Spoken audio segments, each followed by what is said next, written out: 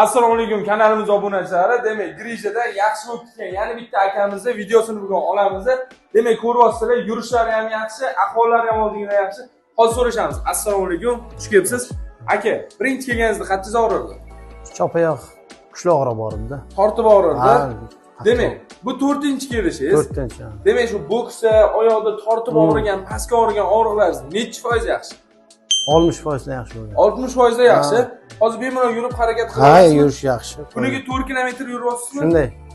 Veli haydashni mashqlari qilyapsiz. Ha, shunday. Xudo xolasa oldingidan 60% yaxshi. 4-kursi undan ham yaxshi qilishga bu kursda harakat qilamiz. Hozir manual terapiya, keyin osilish jarayonlarini ko'rasizlar. Ketdik manualga aka.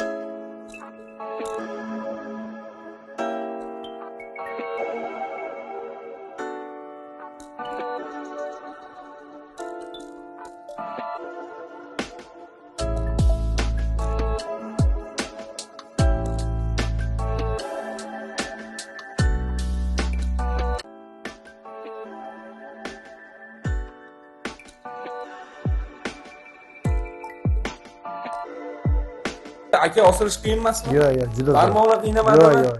Mana shuncha osildingiz. Masalan, oldingi safarlarni hisoblasak, 9 marotaba, bugun 10-sini osildingiz. Hammasi joyida. Yana 10 marta bo'lsa ham zo'r. Gap yo'q, mana yana 10 ta bo'lsa ham osiladilar. Tavsiya qilasizmi? Bemalol, 100%. Sog' bo'ling, salomat bo'ling, xonaga kirib oling.